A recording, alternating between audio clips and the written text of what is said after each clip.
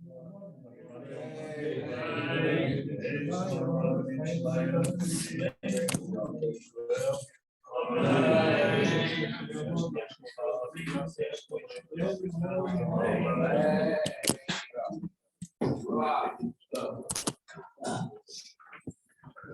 today. Works today.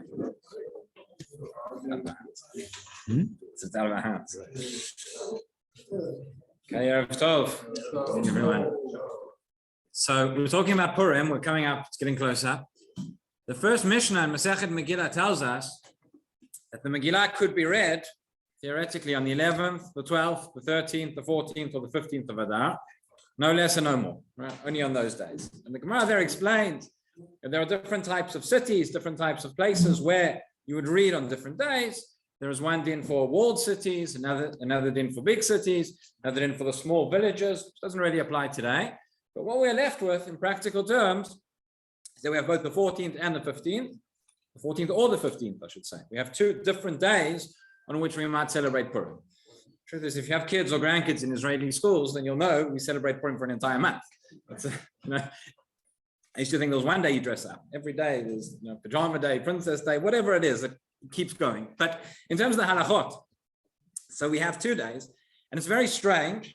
It's very unusual that we have, I'm not sure if we have it anywhere else, where we have a mitzvah, we have a chag, we have a festival, which some people, depending on where you live, some people celebrate it on the 14th, some people celebrate on the 15th. You'll say to me, oh, we have Yom Tov Sheni Shel Galiot.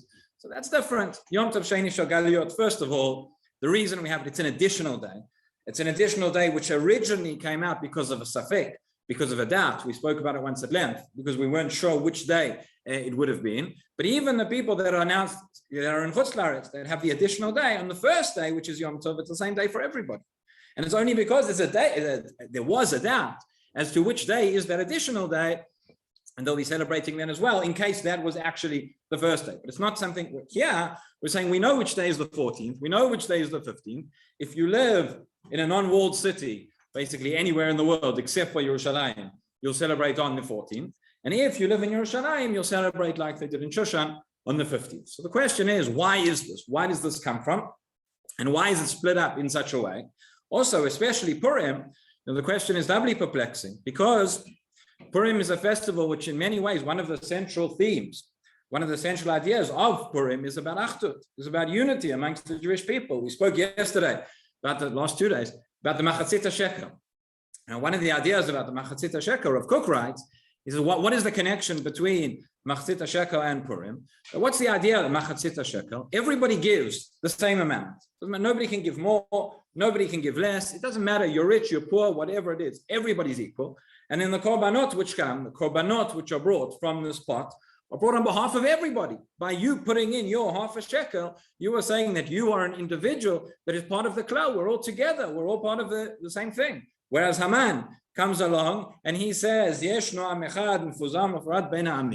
is one nation, which is not really one nation. They're scattered apart. They argue with each other. Could you imagine such a thing? The Jewish people are split apart. They're divided, right? So we come together. So especially on the Chag, when there was a decree against us for, amongst other things, because of the fact that we were split apart, because of the fact that we're divided.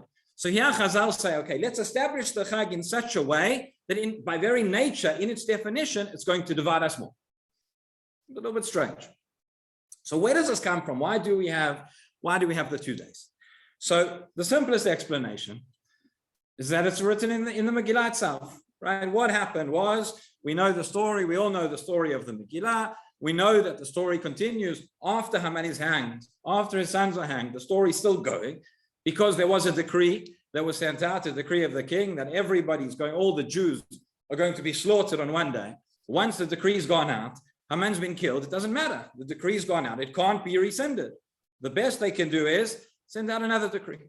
Send out another decree that says, actually, the Jews can defend themselves. They can go back. This is the part they skip in kindergarten, right? And then on the day, Yud Gimel Adar, 75,000 Amalekites who are trying to kill the Jews are themselves killed, and everybody rests, everybody celebrates from the war. And on Yud Dalet, that is the day which we celebrate Purim. Except in one place, in Shushan, where it continues for an extra day. The Jews there were fighting for an extra day, and therefore they rested the following day, on Tetvav. So therefore, we find already there is a split in the story of the Megillah, that there was a festival, there was rejoicing, there was celebration on one day for everybody outside of Shushan. It took place on a different day for everybody who was in Shushan. And therefore, Chazal say, when we now establish this festival for posterity, when we have it for all generations, Chazal understood that at some point, there won't be so many Jews living in Shushan. Nowadays, you might be aware, Shushan, Persia, and modern Iran, probably there aren't too many Jews living there. So they said, okay, we'll continue this distinction. So how do we split it up? How do we divide it? What are the cities that are similar to Shushan? What are the cities that are not similar to Shushan? So Shushan was a walled city. So Chazal say, okay, any place that is not a walled city will celebrate on Yud David. Any place that is a walled city from Tetvav. Which walled city? When do you start counting the walls? Walls go up, walls go down. Many cities that were walled in ancient times no longer have walls today. So where do we count it? So the Gemara gives two opinions. The first opinion, which seems to make sense, is we're establishing Purim based on what happened on Purim. So whatever city was a walled city in the time of Shushan, right, in the times from the days of Achashverosh, those are the cities which will celebrate Shushan Purim, so to speak. We'll celebrate on Tetvav. That is one opinion in the Gemara. But we know that's not how we bust it. There is another opinion that says, no, we are going to count the walled cities not from the days of Achashverosh, but we are going to count those cities that are walled cities from going back to the days of Yoshua bin Nun. Everybody knows this, right? From Yoshua bin Nun. What has Yoshua bin Nun got to do with Purim? Where does this come from? We understand the first reason to say, if it was split up, if we're making 2 days based on what happened at the time of Purim itself, and we want to make it all the cities that are similar to Shushan, we'll celebrate on Tetvav, the cities that are similar to Shushan that are walled now. But why are you taking half a similarity and you're going back, not from Achashverosh, going back to the days of Yoshua bin Nun, to the extent that the Gemara then has a question. It says, if you go to the days of Yoshua bin Nun, so what do you do in Shushan? Because Shushan itself didn't have a wall back then. So you're establishing Shushan Purim for all the cities that are like Shushan, but not including Shushan itself. So there's something strange going on. Must be Purim. Yeah. So why Yoshua bin Nun? So here, again, there are two explanations, one of the Bavli and one of the Yerushalmi. I think the explanation of the Yerushalmi is probably more famous. But first of all, the Bavli says, seems to be very technical. The Bavli says there is a Gzera Shava. When we have a Gzera Shava in the Gemara, we have the same word that appears in scripture in two different places. And it teaches us that what one pasuk is talking about is a similar inyan, a similar din, the same halacha is regarding where that word is mentioned in another place. Now, the principle is that whenever we have a Gzera Shava, because there are many words that are repeated amongst different psukim, we don't just make up Gzerot Shavot by ourselves. There is always a tradition that there was a Gzera Shava, that these two words are there in separate places to teach us something. But says the Gemara that since in the Megillah it talks about Arei Prazim, and we find this concept of Arei Prazim brought by Yoshua bin Nun. We find it in Sefer Dvarim before Bnei Israel going in to conquer Eretz Israel, which is going to be led by Yoshua, has the same word Prazim. So therefore, says the Gemara, okay, that we go back for the Salacha, we go back to walled cities from the days of Yoshua bin Nun. So says the Bavli. Yerushalmi says a different reason. The Yerushalmi says the reason is Latet Kavod LeEretz Yisrael. In order to give honor to Eretz Yisrael, in order there should be a memory, there should be a commemoration of Eretz Yisrael in the Chag of Purim. Spoke about it a little bit yesterday. Right? Purim is the only festival that took place in Chutz La'aretz. One of the reasons the Gemara even says, why don't we say Hallel on Purim? Strange. We say Hallel the days of Chanukah. Why is there no Hallel on Purim? Different reasons, 3 different reasons that the Gemara gives. But one of the reasons is you don't say Hallel on a nes that took place in Chutz La'aretz. So says the Gemara immediately, okay, what about Pesach?